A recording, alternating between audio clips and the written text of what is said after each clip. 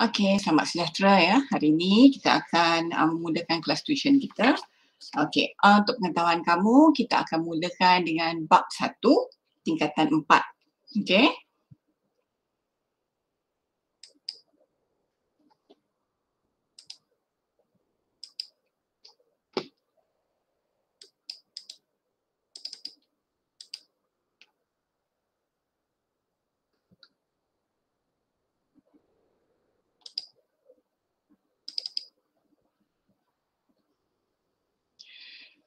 Okey, bab 1 tingkatan 4, KSSM Sejarah tingkatan 4.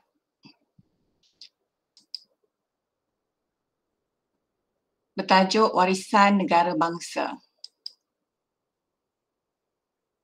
Okey, apa yang akan kita pelajari dalam bab ini? Kita akan melihat sepintas lalu ya keseluruhan bab ini sebelum kamu membuat latihan soalan um, objektif dan juga soalan esei ya. Okey, kita lihat warisan negara bangsa, apa yang akan kamu pelajari dalam bab ini ya. Kita akan lihat latar belakang negara bangsa sebelum kedatangan barat, ciri-ciri negara bangsa Kesultanan Melayu Melaka dan keunggulan sistem pentadbiran dan undang-undang dan peranan pemerintah dan rakyat di dalam Kesultanan Melayu Melaka. Okey, saya ulangi sekali lagi. Ya, kita akan belajar tentang latar belakang negara bangsa sebelum kedatangan barat. Maksudnya ciri-ciri negara bangsa kerajaan alam Melayu. Kemudian dalam kerajaan alam Melayu ini nanti ya akan wujud satu kerajaan Melayu yang dikenali sebagai Kesultanan Melayu Melaka dan dia menjadi sebuah kerajaan yang sangat unggul ya. Dan kita nak lihat bagaimana kerajaan Melayu Melaka ini menjadi sangat unggul ya kerana dia mempunyai sistem pentadbiran dan undang-undang yang begitu baik dan juga kita lihat bagaimana peranan pemerintah dalam mentadbir kerajaannya dan juga bagaimana peranan rakyat yang setia dan sanggup bekerjasama dengan pemerintah. Jadi ya, inilah yang akan kita lihat dalam warisan negara bangsa bab 1 tingkatan 4.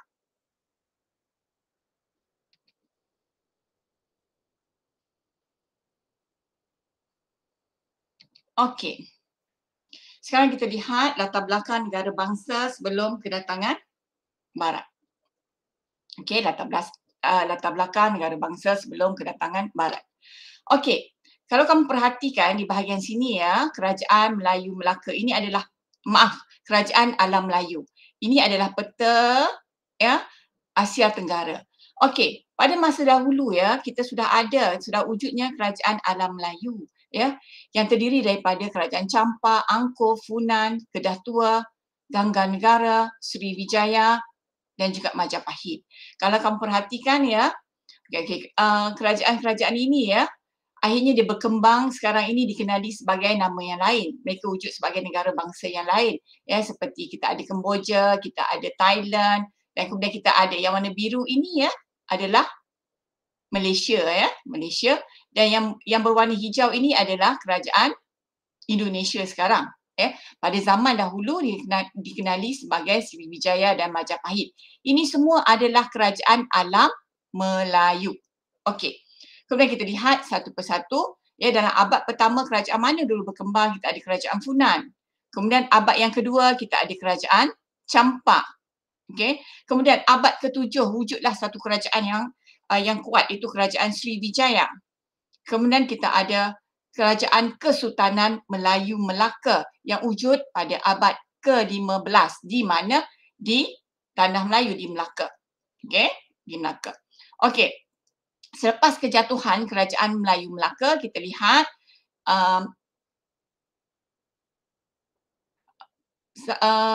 putera rajanya ya telah pergi ke Kesultanan Johor Riau ataupun telah pergi ke Johor untuk membentuk satu kerajaan di sana. Akhirnya berkembanglah menjadi kerajaan Kesultanan Johor Riau.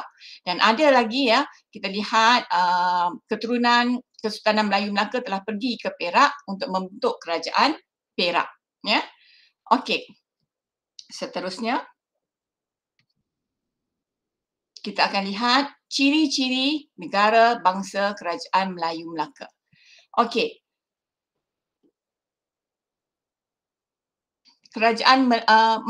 Ciri-ciri negara bangsa kerajaan alam Melayu. Cikgu selalu tersasut kerajaan alam Melayu. Okey, ada berapa ciri? Kita ada 4. Di mana ciri pertama adalah rakyat, ciri yang kedua ada raja, maaf, terbalik lagi. Okey, ciri yang pertama kita ada raja, kemudian kita ada undang-undang, dan yang ketiga kita ada wilayah pengaruh dan juga kita ada rakyat. Okey, apa itu raja? Okey, raja adalah tunggak kerajaan ataupun tonggak utama kerajaan. Ya, pembesar kukuhkan kedudukan raja. Raja ditaati dan dianggap suci. Contohnya Raja Champa dikaitkan dengan Dewa Siva.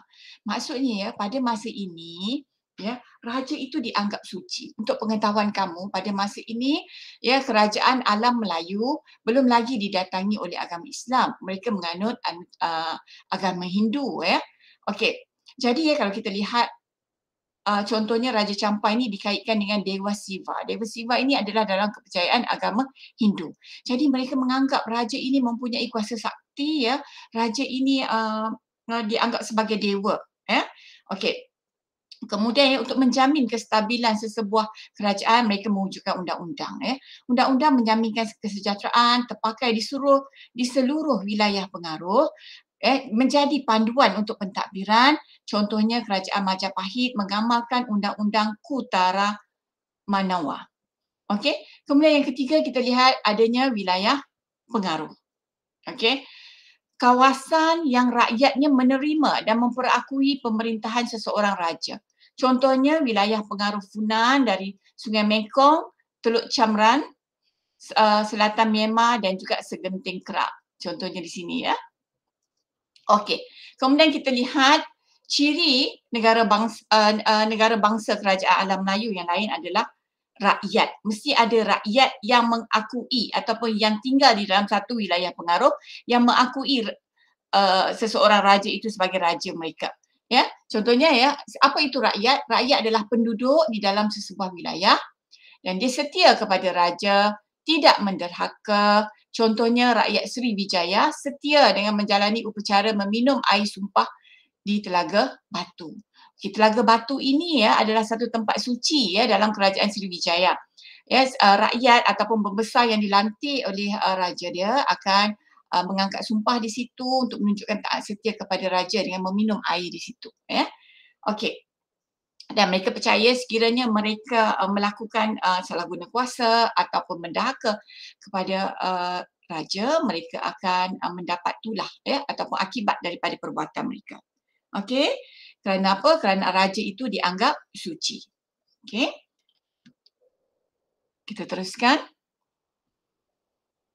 Okey, sekarang ini kita akan masuk kepada ciri-ciri negara bangsa Kesultanan Melayu Melaka. Kalau tadi kita sudah melihat tentang ciri-ciri kerajaan alam Melayu, sekarang ini kita akan fokus kepada ciri-ciri negara bangsa Kesultanan Melayu Melaka yang bermula di Melaka. Dan kenapa kita kena belajar tentang Kesultanan Melayu Melaka? Kerana negara bangsa Malaysia terbentuk asasnya daripada Kesultanan Melayu Melaka. Negara kita terbentuk ataupun mewarisi Kesultanan Melayu Melaka.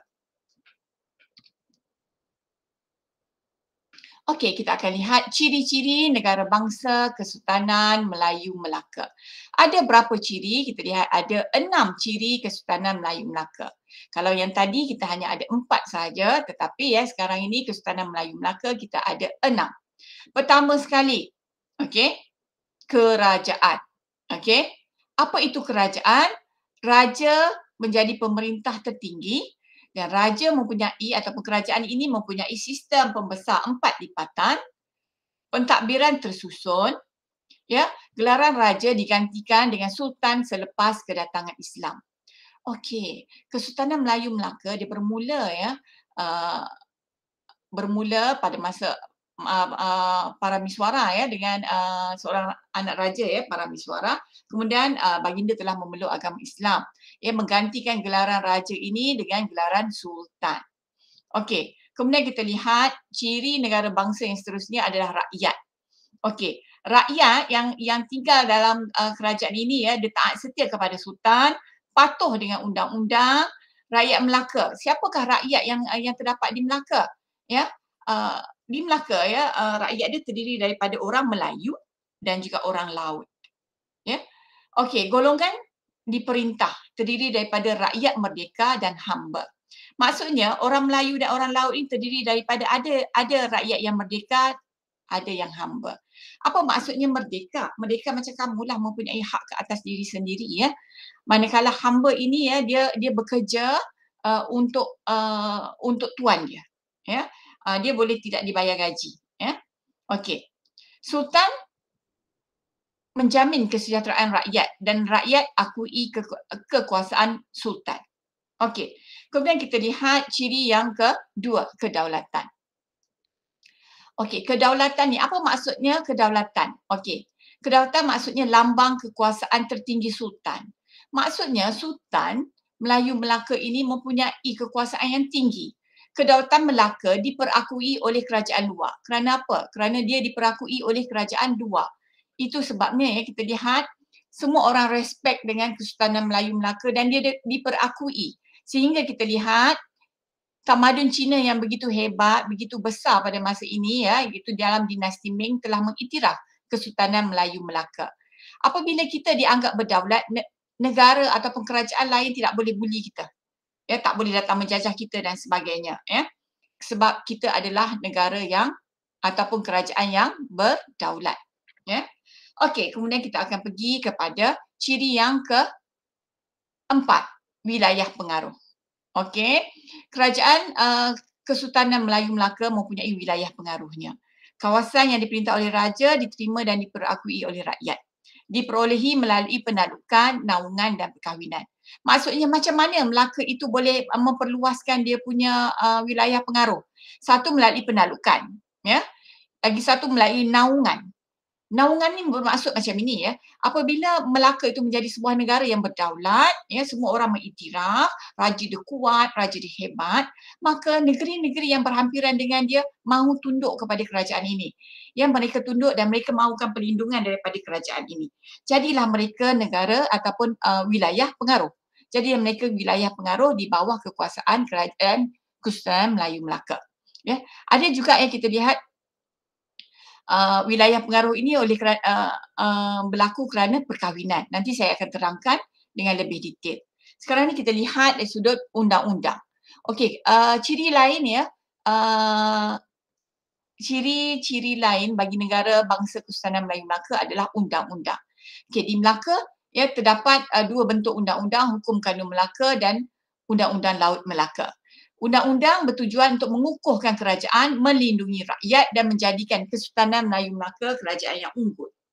Okey, dan yang terakhir sekali ya, ciri-ciri negara bangsa Kesultanan Melayu Melaka adalah lambang kebesaran. Okey, lambang kebesaran ini dia menjadi identiti sesebuah kerajaan, identiti kerajaan ya, dan menjadi keistimewaan Sultan Melaka dan juga simbol kedaulatan sultan. Contohnya adat istiadat, penggunaan warna tertentu, ya, nobat ini adalah muzik ya, muzik diraja. Ya, nobat, regalia dan juga cap mohon. Ini hanya boleh digunakan oleh raja. Ya, contohnya ada warna-warna tertentu yang hanya boleh digunakan oleh raja. Pada masa ini ya, warna kuning ya merupakan warna diraja. Rakyat tidak dibenarkan menggunakan warna kuning. Dan ada beberapa perkara lagi lah, alat-alat kebesaran, pakaian dan sebagainya. Okey, dan sekarang ni kita teruskan. Okey, kita fokuskan kepada apa itu wilayah taklukan. Ya, tadi ia merupakan salah satu ciri ya negara bangsa Kesultanan Melayu Melaka, wilayah taklukan ataupun wilayah naungan. Ya. Dan bagaimana perolehan wilayah itu diperolehi ya melalui perkahwinan. Okey, kita lihat wilayah taklukan. Wilayah yang diperolehi melalui peperangan seperti Pahang, Kuala Linggi, Kelantan, Rokan, Indragiri dan juga Kampar.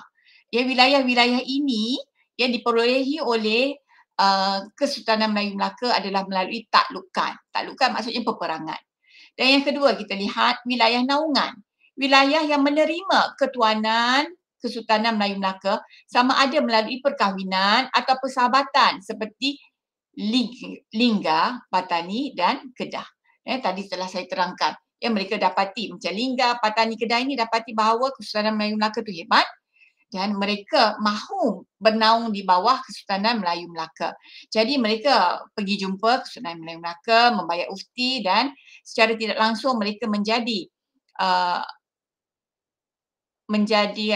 daerah ataupun wilayah di bawah naungan Kesultanan Melayu Melaka dan mereka dilindungi oleh Kesultanan Melayu Melaka. Okey, bagaimana pula dengan perolehan wilayah melalui perkahwinan? Contohnya kita lihat Kerajaan Majapahit telah menghadiahkan Siantan. Siantan ini adalah satu wilayah kepunyaan Kerajaan Majapahit. Tetapi dia telah menghadiahkan ini kepada Sultan Mansur Shah. Sultan Mansur Shah ini adalah Sultan Melaka. Kerana apa Raja Majapahit hadiahkan Siantan ni, wilayah Siantan ini? Kerana Sultan Mansur Shah telah mengawini puteri dia, puteri Majapahit. Sebagai hadiah perkahwinan, maka dia memberi satu wilayah kepada Sultan Melaka. Maka jadilah wilayah Siantan ini wilayah yang dimiliki oleh Kesultanan Melayu Melaka melalui perkahwinan. Okey, kesimpulannya, ciri-ciri negara bangsa Kesultanan Melayu Melaka menjadikannya sebuah kerajaan yang gemilang. Buktinya kita lihat asas negara bangsa telah terbentuk sebelum kedatangan Barat dan ianya menjadi panduan untuk masa kini. Okey, sebelum Barat menjajah negara kita, kita sudah wujud sebagai sebuah tamadun yang sangat hebat. Dan berasaskan tamadun itulah akhirnya kita mendapat kemerdekaan dan kita membentuk Malaysia. Dan ciri-ciri ini kita guna pakai sampai sekarang. Okey. Sekarang kita pergi kita akan lihat kepada keunggulan sistem pentadbiran dan undang-undang. Kenapa kita nak tengok ini? Kerana kita nak pelajari bahawa bagaimana Melaka boleh menjadi satu kerajaan yang begitu hebat. Kerana dia ada sistem pentadbiran dan undang-undangnya. Undang-undang dia yang teratur, yang tertulis dan sistem pentadbiran dia yang teratur yang menitik beratkan kepentingan rakyat dan juga semua bangsa yang terdapat di dalam Kesultanan Melayu Melaka. Okey. Kita lihat sistem pentadbiran Kesultanan Melayu Melaka. Okey, yang paling atas adalah Sultan. Sultan menjadi ketua pemerintahan, dia juga menjadi ketua peperangan, dia juga menjadi ketua hubungan diplomatik dan ketua dalam agama Islam. Okey, Sultan. Di bawah Sultan kita ada bendahara. Apakah tugas bendahara? Ketua pentadbir, ketua angkatan tentera, menjadi penasihat dan pemangku sultan. Pemangku sultan ini bermaksud dia menggantikan sultan sekiranya sultan tidak ada dalam kerajaan ataupun sultan pergi ke luar negara dan sebagainya. Okey. Kemudian kita ada penghulu bendahari, dia menguruskan perbendaharaan. Bila kita sebut perbendaharaan bermaksud harta, khazanah negara, harta negara. Okey, dalam sekarang ni kita sebut ekonomi. Kemudian kita ada temenggung. Temenggung menjaga keselamatan kota Melaka. Kemudian kita ada Laksmana. Laksmana merupakan Panglima Angkatan Tentera Laut Melaka. Dia menjadi ketua Angkatan Laut Melaka. Okey, kalau kita lihat ini semua sistem pentadbiran ini masih lagi kita amalkan sampai sekarang. Kita mewarisi daripada Kesultanan Melayu Melaka, Malaysia mewarisi. Contohnya kita ada sultan. Sekarang ini sultan adalah yang di-Pertuan Agong. Level dia sama dengan yang di-Pertuan Agong sekarang. Okey, bendahara sama juga dengan Perdana Menteri sekarang. Level dia sama dengan Perdana Menteri sekarang. Penghulu bendahari maksudnya Menteri Keuangan. Temenggung bermaksud ketua polis negara, menjaga keselamatan. Laksmana Panglima Angkatan Laut Melaka, sama juga dengan seperti Panglima Angkatan Laut Malaysia. Okey. Inilah sistem pentadbiran Kesultanan Melayu Melaka. Sekarang ini kita akan lihat lebih lagi terperinci daripada sultan sampai kepada rakyat, ya. Sistem pemerintahan dia. Okey. Okey, sekarang ni kita lihat kenapa ya Melaka boleh menjadi begitu hebat kerana dia mempunyai sistem pemerintahan yang begitu baik. Mungkin pada kamu, benda ni biasa saja, dah tengok dah. Dah pernah tengok, tetapi kamu bayangkan lebih 500 tahun dahulu, ya, kita sudah ada satu sistem pentadbiran ya yang disusun begitu baik pada masa itu, ya. Tidak semua negara ada sistem pentadbiran seperti ini. Okey, di mana ya kita lihat sistem pentadbiran pembesar 4 lipatan ini ya terbahagi kepada 2. Satu pentadbiran pusat dan satu pentadbiran peringkat jajahan. Kerana raja tinggal, maksudnya sultan tinggal di kawasan pusat, ya. Negara jajahan macam mana dia nak takbir? Itu sebab dia bahagi kepada 2, pentadbiran pusat dan pentadbiran peringkat jajahan. Okey, kita lihat. Pentadbiran pusat, siapakah yang berkuasa? Yang jadi ketua dia adalah sultan. Ketua pemerintahan, peperangan, hubungan diplomatik dan agama. Telah kita terangkan tadi. Kemudian sultan akan dibantu oleh nombor 2. Nombor 2 siapa? Pembesar berempat. Bendahari, penghulu bendahari, temenggung dan laksmana. Mereka ini akan mentadbir di kawasan pusat. Okey. Kemudian di kawasan pentadbiran peringkat jajahan, kita ada nombor 3. Pembesar berlapan, terdiri daripada syah bandar dan pembesar yang bergelar seri. Kemudian yang keempat, kita ada pembesar ber-16, ya, pembesar yang diberi yang bergelar raja. Okey. Ada pangkat raja dekat situ. Okey. Kemudian kita ada pembesar 32, pembesar peringkat rendah.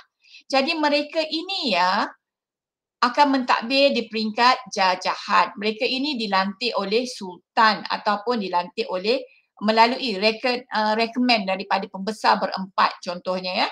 Kemudian maklumkan kepada sultan, kemudian sultan akan melantik mereka. Ya, mereka mentadbir di peringkat jajahan untuk memastikan pentadbiran Kesultanan Melayu Melaka itu berada dalam keadaan stabil. Samalah juga dengan cara pemerintahan di Malaysia sekarang, di mana kita ada pentadbiran pusat ataupun pentadbiran pusat, ya, di mana Yang di-Pertuan Agong menjadi ketua negara, ya. Kemudian Yang di-Pertuan Agong dibantu oleh jemaah menteri. Okey, kemudian kita ada pentadbiran pusat dan juga pentadbiran kerajaan negeri, kan. Negeri. Okey, negeri-negeri diketuai oleh sultan masing-masing, ya. Kalau negeri-negeri diketuai oleh sultan masing-masing, negara yang negeri yang ada sultan, kemudian dia dibantu oleh menteri besar ataupun ketua menteri, ya. Mereka dibantu oleh ketua menteri besar ataupun ketua menteri, ya. Bergantung kepada negeri-negeri lah, ya. Kemudian ya bagi memastikan pentadbiran itu berjalan lancar, segala laporan dan sebagainya akan dibuat laporan ya melalui parlimen dan sebagainya. Okey. Kita akan lihat keunggulan sistem pentadbiran. Kita akan lihat dengan lebih detail lagi. Okey. Cuba kamu lihat gambar di sebelah kiri itu adalah gambar Pelabuhan Melaka, ya, pada zaman kegemilangan dia. Begitu hebat, ya, Pelabuhan Melaka. Okey, apa maksud keunggulan? Keunggulan bermaksud kesempurnaan dan keistimewaan yang dimiliki oleh sesebuah kerajaan. Keunggulan Kesultanan Melayu Melaka terbukti melalui pentadbiran dan undang-undang yang tersusun. Ya, terdapat pembesar berempat, ya, bendahara, temenggung, penghulu bendahari dan laksmana, dan pembesar lain seperti syah bandar, bentara, orang kaya, hulu balang dan penghulu yang mentadbir, ya, yang memastikan pentadbiran kerajaan ini berlaku dalam keadaan yang baik. Kita lihat sistem pentadbiran Kesultanan Melayu Melaka. Sistem pembesar 4 lipatan. Okey, sultan ketua pemerintah dalam peperangan, hubungan diplomatik dan agama. Pembesar berempat memerintah wilayah, sungai atau pulau yang dikenali sebagai kawasan pegangan. Mereka ada kawasan pegangan mereka. Okey, mempunyai 2 peringkat iaitu pentadbiran pusat dan peringkat jajahan. Okey. Kemudian pentadbiran pusat kita lihat. Apa itu pentadbiran pusat? Pelaksanaan. Siapa yang mentadbir di peringkat pusat? Kita ada pembesar 4 lipatan. Hubungan, persefahaman dan pemuafakatan dua hala sultan dengan pembesar mewujudkan proses pentadbiran yang sempurna. bagaimana wujudnya ya? Bagaimana ada persefahaman, pemuafakatan kerana mereka ini taat ya. Mereka taat setia kepada raja ya. Dan begitu juga ya, raja juga tidak zalim kepada rakyat ya. Raja tidak zalim kepada rakyat. Ya, kita kena faham dalam hubungan sesebuah negara, kita mesti ada pemimpin yang bagus dan rakyat juga yang bagus. Ya, barulah negara itu boleh mencapai tahap yang maksimum, maksudnya pencapaian yang hebat. Okey, seterusnya ianya bertujuan elakkan tindakan sewenang-wenang pembesar ataupun pemerintah. Maksudnya kita lihat pentadbiran pusat ini bertujuan untuk memastikan tidak berlakunya penyalahgunaan kuasa. Okey. Sumber pendapatan, kita lihat bagaimana sumber pendapatan negara melalui perdagangan, cukai dan ufti wilayah, talukan serta naungan. Ufti bermaksud cukai yang perlu dibayar oleh wilayah naungan, ya. Wilayah taklukan ataupun wilayah naungan. Ya, mereka akan bayar ufti ini sebagai perlindungan. Jika bayar, maka sultan akan lindungi mereka. Okey. Peringkat jajahan pula, siapa yang pelaksana dia? Kita ada pembesar lain. Ya, tadi yang kamu tengok, kita ada pembesar berapa? Sampai ke pembesar 32 ya, dia ada peringkat-peringkat dia. Yang pembesar ni dia uruskan pentadbiran di daerah dan juga di kampung. Pembesar dilantik oleh sultan dan juga pembesar berempat. Pembesar berempat tadi ya. Okey, peranan pembesar dia jaga keamanan kawasan pentadbiran, dia dibenarkan mengutip cukai. Tetapi bukan masuk dalam poket dia lah. Cukai ini mungkin dia ada gaji dia akan ambil gaji dia, yang selebihnya dia akan persembahkan kepada sultan ya. Dan sultan gunakan untuk apa? Untuk pembangunan rakyat. Ya. Okey. Apabila kita lihat sesebuah kerajaan itu makmur, sesebuah kerajaan itu hebat, itu menunjukkan dia punya pemimpin itu hebat dan dia tidak akan menganiaya rakyat dia. Ya, itu sebabnya negara dia boleh berada dalam keadaan stabil. Okey. Okey, selain daripada sistem pemerintah yang bagus, tadi kita dah lihat sistem pemerintah yang begitu hebat, itu maka Kesultanan Melayu Melaka boleh menjadi satu kerajaan yang hebat. Faktor lain adalah juga kerana terdapatnya undang-undang, ya. Undang-undang yang diamalkan dalam Kesultanan Melayu Melaka ini. Kita lihat undang-undang Kesultanan Melayu Melaka ini berasaskan syariah. Syariah bermaksud hukum Islam dan juga hukum adat. Hukum adat ini maksudnya adat yang pernah mereka amalkan sebelum ini, ya. Selagi dia yang tidak bertentangan dengan syariah, hukum Islam, maka ia masih lagi boleh diamalkan. Okey, kita lihat undang-undang Kerajaan Melayu Melaka ini terbagi kepada dua. Ada dua. Satu, Hukum Kanun Melaka, dan yang kedua, Undang-Undang Laut Melaka. Hukum Kanun Melaka ini mempunyai 44 fasal. Dia merangkumi tentang jenayah, peranan sultan, tentang kekeluargaan dan juga tentang ekonomi. Ya, dia ada banyak fasal, ada poin-poin dia ada banyak ya, itu kamu kena tengok dalam Hukum Kanun Melaka untuk memastikan ya keadaan dalam Melaka itu stabil dan aman. Ya, semua rakyat mendapat hak mereka. Even kita lihat raja juga ya mempunyai peranan termaktub juga di dalam Hukum Kanun Melaka ya, peranan sultan dan juga pembesar, menjelaskan tugas sultan dan juga pembesar berempat supaya mereka tidak menyalahgunakan kuasa ya, menganiaya rakyat. Kemudian kita lihat dari segi kekeluargaan, kita lihat tentang pernikahan ya, tentang undang-undang pernikahan ya. Kemudian kita ada juga undang-undang jenayah ya di sini ya, kamu boleh bacalah dalam buku teks ya. Okey, kemudian kita lihat Undang-Undang Laut Melaka. Undang-Undang Laut Melaka mempunyai 25 fasal. Dia lebih kepada apa yang berlaku di pelabuhan ataupun dalam kapal. Undang-undang ini adalah untuk di pelabuhan dan juga untuk kapal. Ya, kerana apa? Kerana pada masa dahulu ya, penggunaan kapal adalah sangat penting sebagai pengangkutan dan pengangkutan kapal ini memakan masa yang lama ya. Jadi mereka harus ada undang-undang memastikan kelancaran perjalanan ya. Perjalanan ini bukan perjalanan yang suka-suka tetapi perjalanan untuk membangunkan ekonomi ya, perdagangan. Jadi kita lihat dalam Undang-Undang Laut Melaka ni dia ada menyatakan tentang peranan nakhoda, bukan sepenuh ibarat raja dalam pelayaran.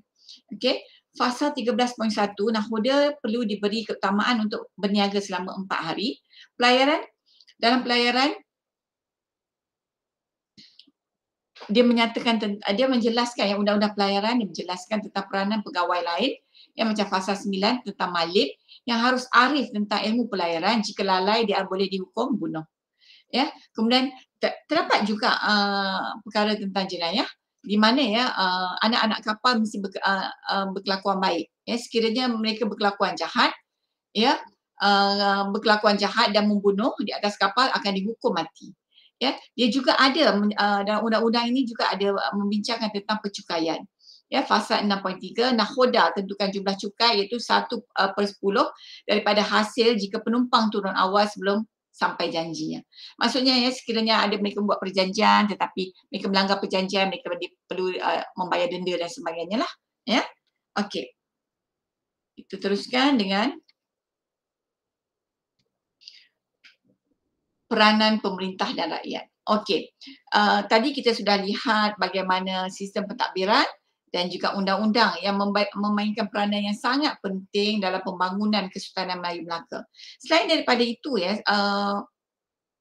kestabilan sesebuah kerajaan juga ya bergantung kepada peranan pemerintah dan juga peranan rakyat. Kalau kita ada pemerintah yang bagus tetapi rakyat tak bagus, tak jadi juga. Ya, begitu juga kalau ada rakyat yang bagus tetapi pemerintah zalim, mementingkan diri sendiri saja, mementingkan kepentingan peribadi sahaja, maka negara juga boleh akan jadi kucak-kacir. Okey, jadi inilah yang hendak saya sampaikan tentang kehebatan Kesultanan Melayu Melaka. Kita lihat raja dan rakyat ataupun sultan, pemerintah dan juga rakyat saling berganding bahu membentuk keamanan dan mencapai kemajuan untuk negara. Okey, kita lihat bagaimana wujudnya hubungan pemerintah dengan rakyat. Okey, hubungan baik pemerintah dan rakyat ini wujud melalui satu konsep wa'adat. Wa'adat. Apa itu konsep wa'adat? Cikgu akan terangkan. Konsep wa'adat hubung kait pemerintah dan rakyat. Maksudnya, untuk menjadikan sesebuah negara ataupun kerajaan itu hebat, rakyat dan raja mesti saling berkait, tidak boleh menganiaya satu sama lain. Raja tidak boleh zalim, rakyat harus taat, rakyat tidak boleh derhaka. Itu maksud konsep ini. Okey, kita lihat saling kait rakyat dan juga pembesar. Rakyat bernaung di bawah sultan dan pembesar saling berkait antara satu sama lain.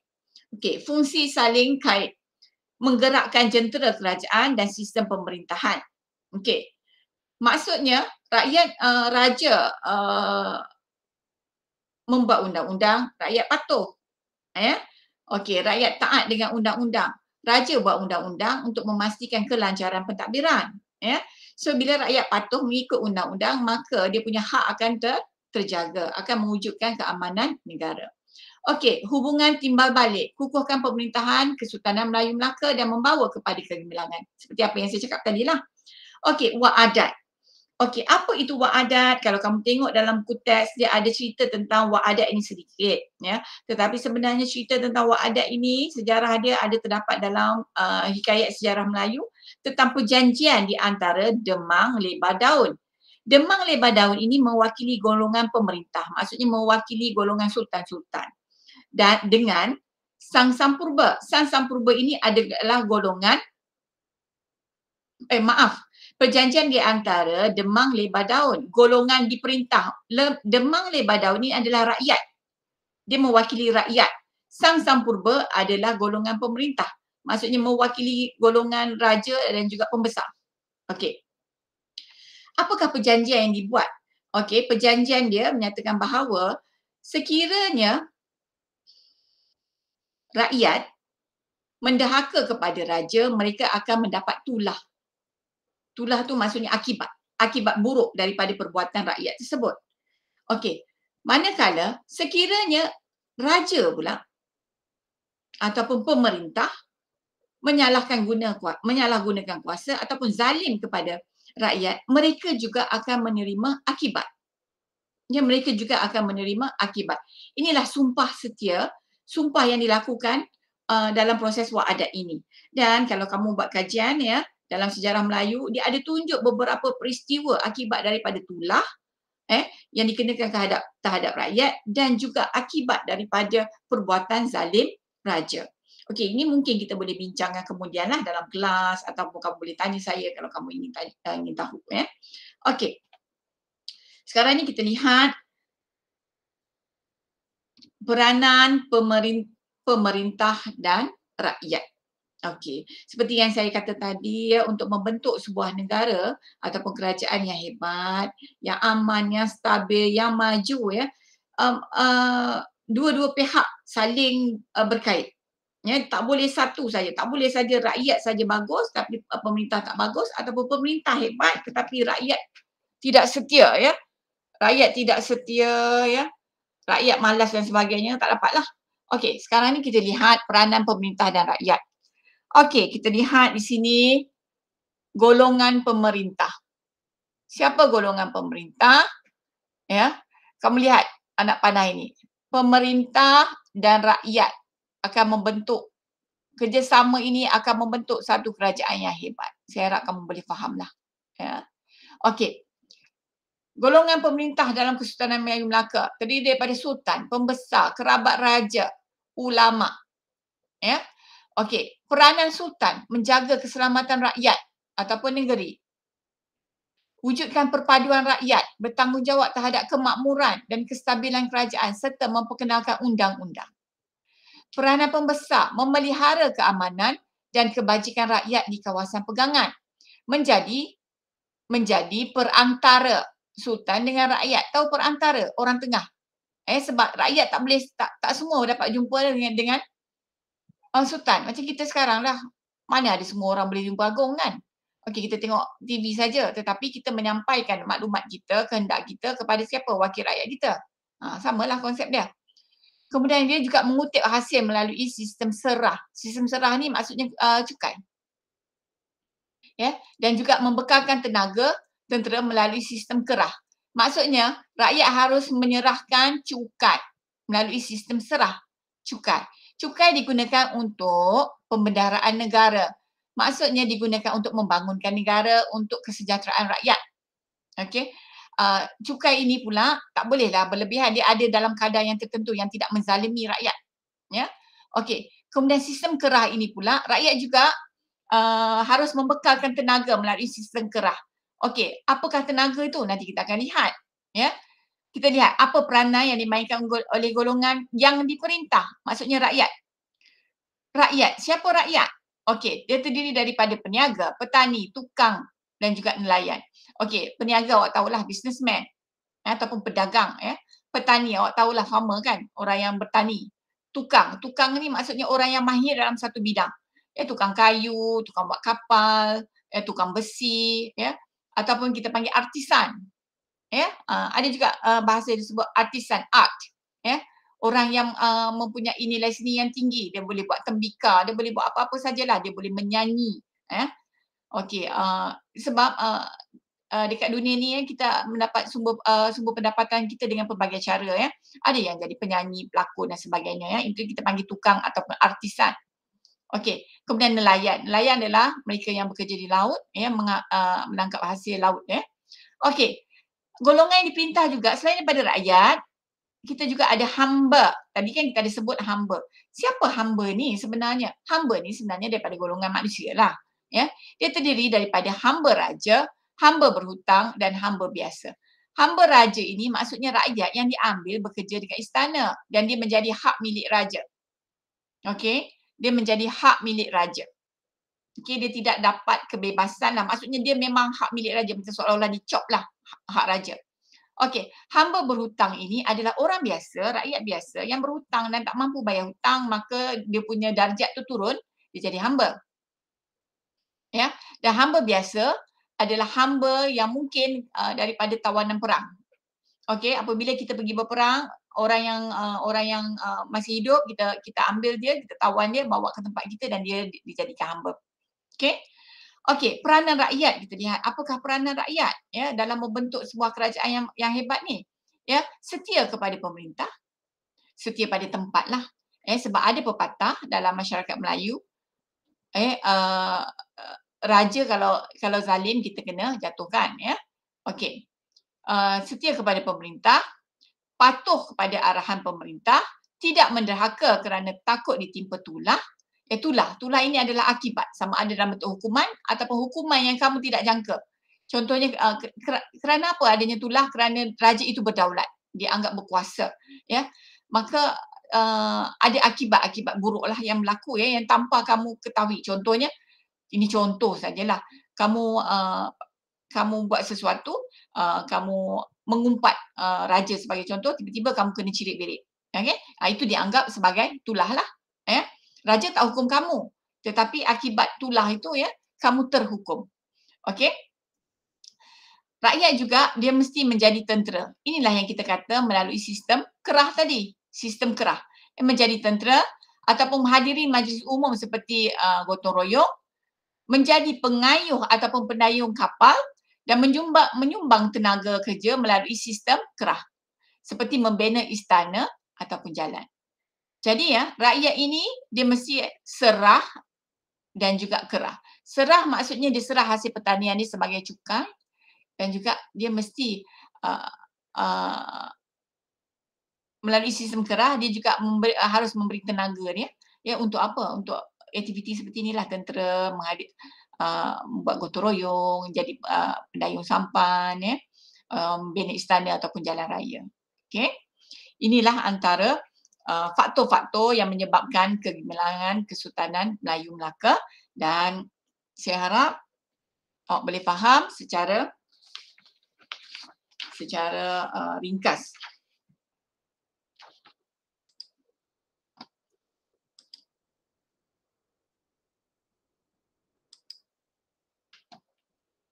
Okey, tadi kita dah lihat ciri-ciri Kesultanan Melayu Melaka, ya. Kita ada 6 ciri.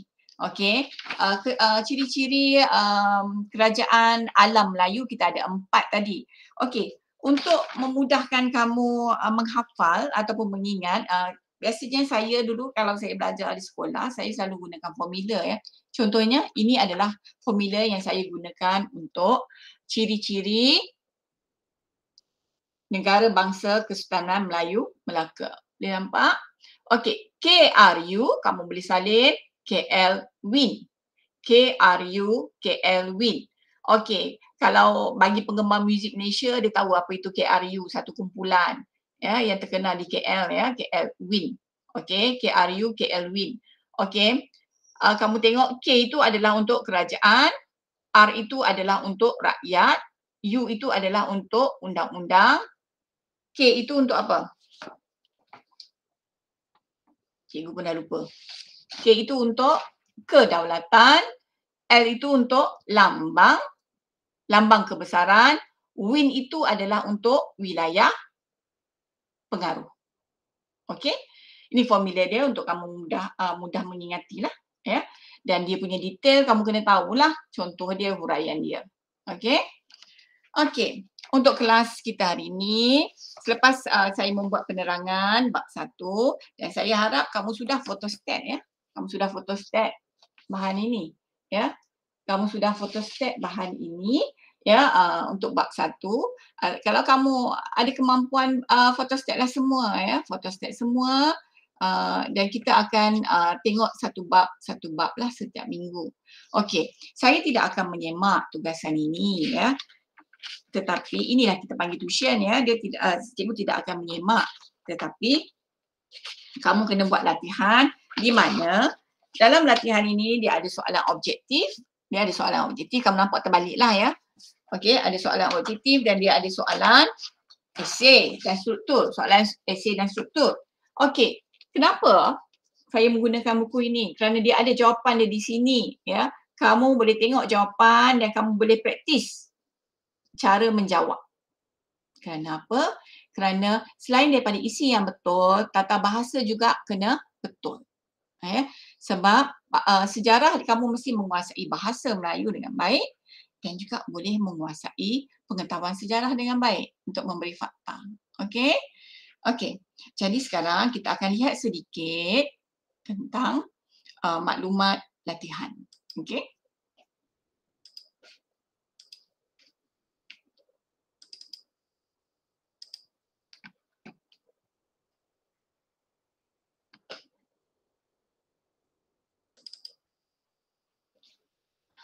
Okey, sekiranya kamu sudah photostat ya, bahan yang saya bagi kamu akan dapati, terdapat sedikit nota tentang, teknik menjawab sejarah SPM kertas 1 dan kertas 2. Okey, untuk pelajar saya yang saya ajar dalam kelas saya, uh, awak semua dah tahu tentang ini, saya dah sediakan video. Jadi saya tak perlu, bacakan ini, terangkan kepada awak, ya.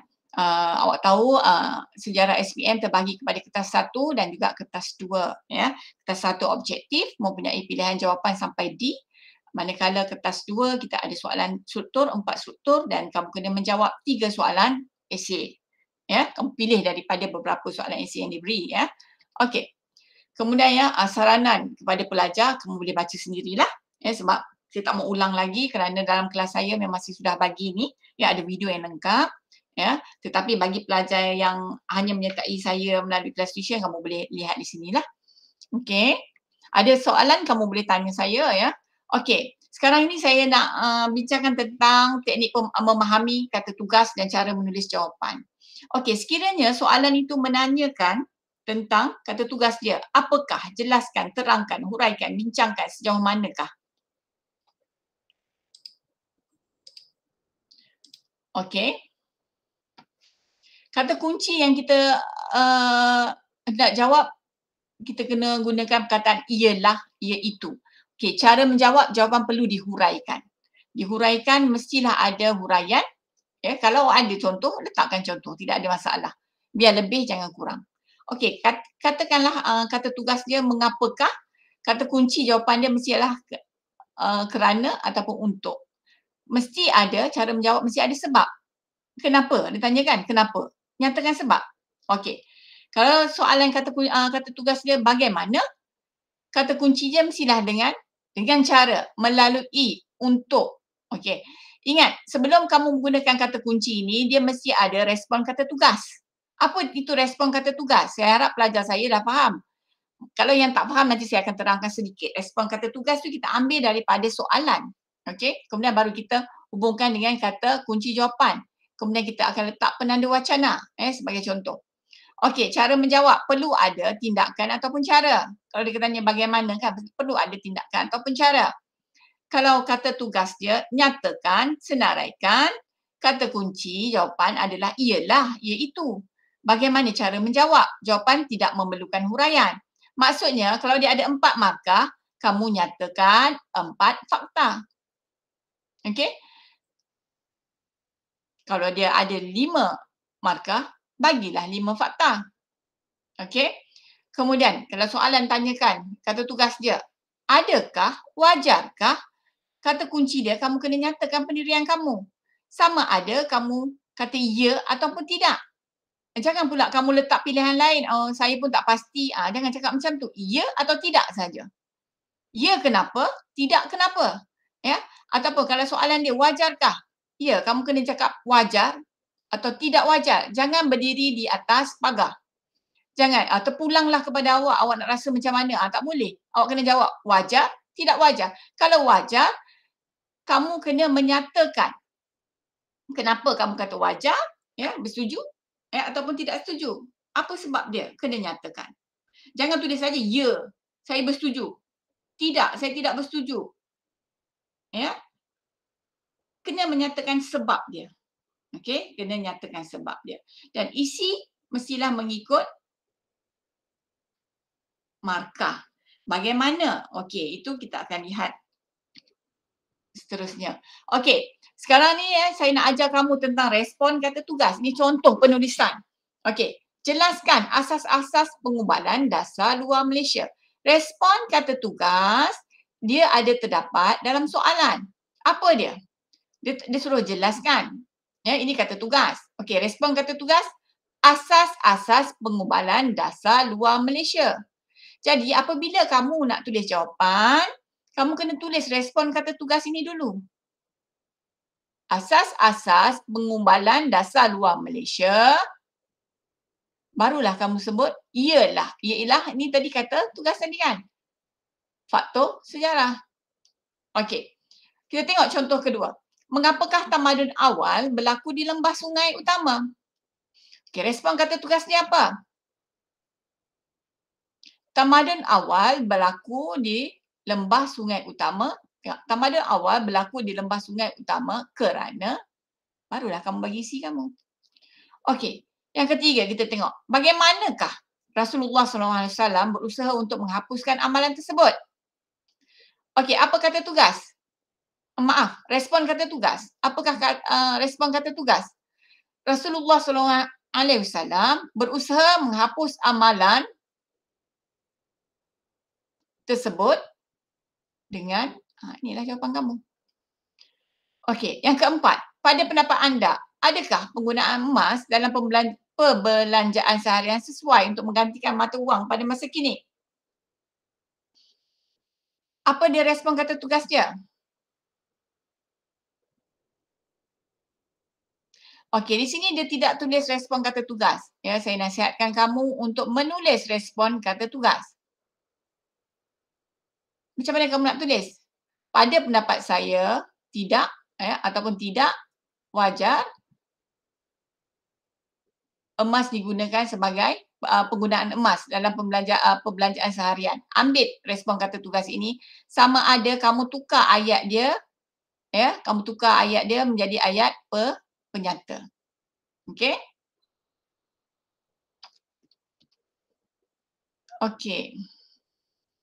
Kita akan lihat contoh yang seterusnya.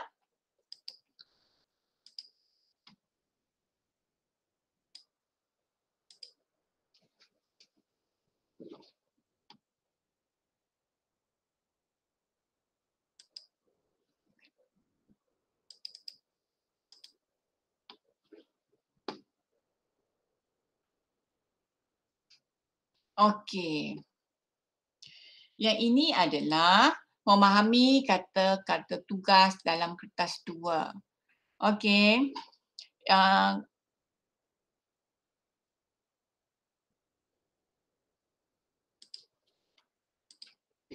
harap kamu boleh nampak. Sekejap ya.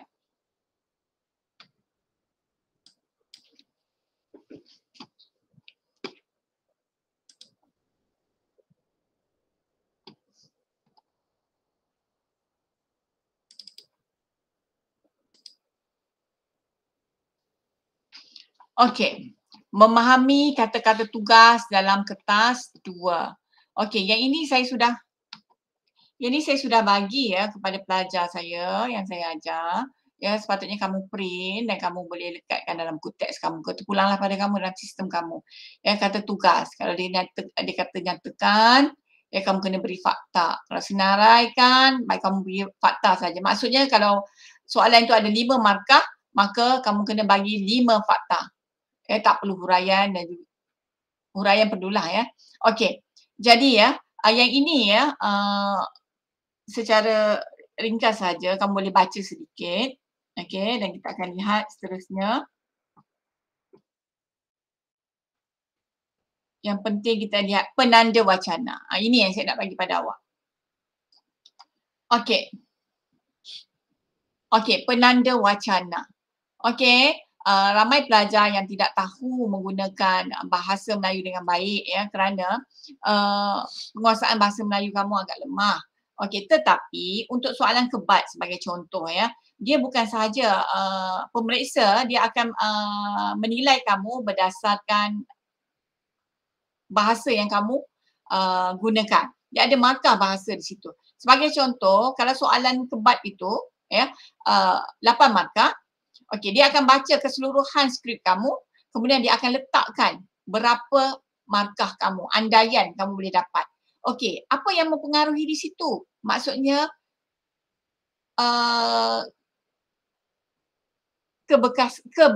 keberkesanan bahasa Melayu yang kamu tulislah, ya. Adakah ayat kamu gramatis ataupun tidak, ya. Okey, membawa maksud yang dia mudah untuk faham. Jadi dia akan, ini sangat mempengaruhi kamu, mempengaruhi markah kamu. Jadi bila dia baca, ya, dia lihat bagus jawapan yang kamu tu, ayat-ayat yang kamu bagi ni bagus. Okey, dia akan letak markah berapa? Okey, 7/8 dia letak. Kamu boleh dapat 7/8. Kemudian baru dia semak, dia cari isi apa yang patut dipotong dan sebagainya. Jadi bahasa sangat memainkan peranan. Jadi ya, di sini saya letakkan penanda wacana. Kamu boleh perhatikan penanda wacana yang saya dah buat ini, penanda wacana memulakan isi baru. Contohnya isi baru. Ya. Respon kata kamu letak penanda wacana, kemudian letak respon kata tugas. Ya. Penanda wacana, respon kata tugas. Kamu letak, ya. Kemudian ya, ini contoh penanda wacana memulakan isi baru. Kemudian penanda wacana untuk memberikan contoh dan dalam karangan. Bila kamu nak bagi contoh, gunalah perkataan ini. Misalnya, contohnya sebagai contoh, tamsilnya sebagaimana yang kita sedia maklum, antaranya adalah, okey. Penanda wacana huraian isi karangan. Isi esei lah karangan tu yang esei yang kamu karang, okey. Penanda wacana untuk huraian. Kalau kamu nak buat huraian, kamu sudah bagi isi di sini, ya. Kemudian kamu nak buat huraian, gunalah hal ini demikian, hal ini berlaku kerana apa, ya. Okey, ini contoh dia. Kemudian nak buat penutup mesti ada, ya. Penanda wacana untuk penutup. Maksudnya untuk isi yang akhir mesti ada penutup. Mesti ada penutup. Tidak boleh tidak ada penutup. Mesti ada penutup. Kesannya. Bergantunglah kepada jawapan kamu. Akhirnya, kesudahannya dengan berbuat demikian, ya. Kamu lihat. Okey, kamu tak perlu nak hafal semua. Ya, kalau kamu tidak mahir dalam bahasa Melayu, kamu hafallah, kamu ambillah paling kurang pun 6, ya. 6. Ya. Kamu ambillah contoh macam penanda wacana contoh ni tak semestinya kamu kena ketahui semua, ya. Okey, hafallah yang mana yang kamu boleh. Okey, ingat. Pemahaman penanda wacana ini penting bukan untuk saja sejarah. Kamu boleh guna pakai untuk kamu menjawab soalan BM kamu. Karangan kamu, ya. Secara automatik bila kamu gunakan penanda wacana yang betul ini, maka kamu boleh melahirkan ataupun mengeluarkan idea dalam bahasa Melayu yang gramatis. Ya, yang gramatis tu maksudnya yang betul, ya. Okey. Jadi saya harap nota saya ni boleh membantu kamu boleh print simpanlah, boleh guna untuk bahasa Melayu, sejarah, moral, apa saja, ya. Yang memerlukan kamu menulis esei. Okey. Itu saja untuk hari ini. Okey. Sekarang apa yang saya nak awak buat, okey. Untuk kelas kita ini, kelas bimbingan saya ini, saya nak kamu buat latihan ini. Okey. Buatlah soalan objektif dan juga soalan struktur dan soalan esei. Soalan struktur kamu buat di sini, soalan esei kamu buatlah dalam kertas. Kemudian kamu lihat, okey. Apa yang perlu? Kamu letakkan penanda wacana yang bersesuaian, ya, seperti apa yang nota yang telah saya bagi, ya. Respon kata tugas, penanda wacana, ya, kata tugas dia apa, kemudian letakkan isi. Okey, lihat, kalau soalan mesti bergantung, kadang-kadang dia bagi isi. Okey, contohnya kamu lihat bahagian A. Soalan pertama, ciri-ciri negara bangsa kerajaan alam Melayu berkembang mengikut peredaran masa dan keperluan. Namakan negara bangsa yang unggul dalam kerajaan alam Melayu. Okey, berapa markah dekat situ? Dia bagi 2 markah. Okey, ini soalan struktur. Bila dia bagi 2 markah, bermaksud kamu hanya bagi 2 isi. Sedangkan dekat jawapan tu kita tengok ada 7. Tak perlulah bagi 7. Bagi saja 2. Okey, tetapi dalam SPM, kalau kamu rasa macam okey, betul ke ni, kamu ada 3 jawapan, kamu tak pasti mana satu yang betul, kamu letak 3-3 tu. Contohnya kamu letak Funan, Champa, Kedah Tua. Kamu tak pasti Champa tu betul ke? Okey. Kamu boleh letak 3-3 tu. Sebab jawapan yang salah tidak membawa kepada markah yang dipotong. Okey? Tidak ada potong markah. Okey? Okey, untuk latihan ni kamu bagi saja 2 lah, tak penatlah kamu menulis. Okey, untuk soalan yang mempunyai respon tertutup. Respon tertutup maksudnya soalan 1 dia kemudian dia ada letak pecahan. Dia ada letak 1A kemudian A1, A2. Yang ini kamu boleh terus tulis jawapan. Tidak perlu tulis respon kata tugas. Okey? Maaflah ya, ini terbalik tapi saya rasa bila kamu sudah print kamu boleh faham. Kalau dia 1A, kemudian dia ada pecahan, dia ada tulis 1, 2, itu tertutup. Respon tertutup. Jadi kamu boleh terus tulis jawapan. Tak perlu tulis respon kata tugas. Tetapi kalau soalan B ni, kamu tengok B. Jelaskan ciri-ciri negara bangsa kerajaan alam Melayu. Okey, jadi kamu kena tulis respon kata tugas. Okey, sebagai contoh. Antara ciri-ciri negara bangsa kerajaan alam Melayu ialah berapa markah? Ada 4 markah, maka bagilah fakta 1 dan huraian 1. Bagilah fakta 2 dengan huraian 2. Fakta 3 dengan huraian 3. Fakta 4 dengan huraian 4. Boleh faham? Okey, itu untuk menjawab soalan struktur. Okey, untuk menjawab soalan esei, seperti yang telah saya terangkan tadi, cuba kamu buat latihan, jawablah ya.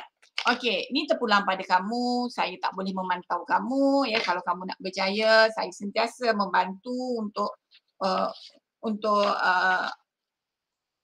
membantu ya untuk kelancaran awak lah belajar. Okey. Terpulang kepada awak.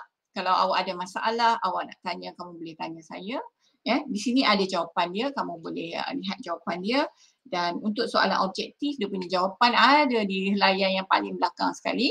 Okey, bagaimana kamu nak buat kalau kamu untuk soalan esei dan struktur, saya galakkan kamu tengok jawapan tu yang kamu buat, tulis. Kemudian kamu hafal lah, kamu ingatlah, kamu tahulah, kamu fahamlah.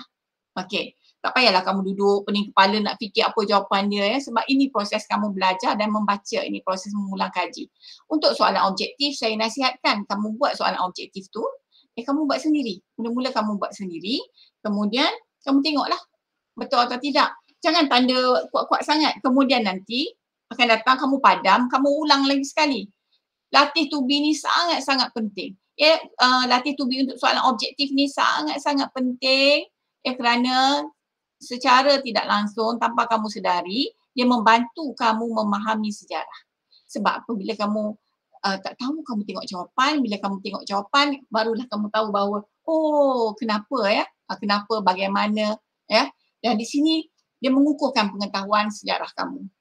Okey, percayalah, soalan objektif ni sangat penting. Kalau saya dulu ya, pelajar-pelajar saya yang boleh skor, ya kebanyakannya dia akan buat soalan objektif ini, dia akan latih to be.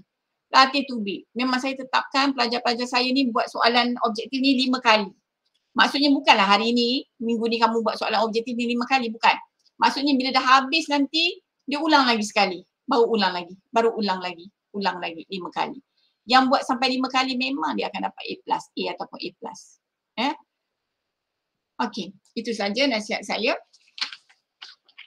Okey, bahan telah saya bagi, saya harap kamu sudah cetak ya dan simpan dalam sistem fail kamu. Ya, okey, kita jumpa lagi minggu depan. Okey, insya-Allah kita jumpa lagi minggu depan dengan bab 2. Okey, selamat sejahtera. Sekiranya ada sebarang persoalan, kamu boleh tanya saya. Ya. Okey, terima kasih.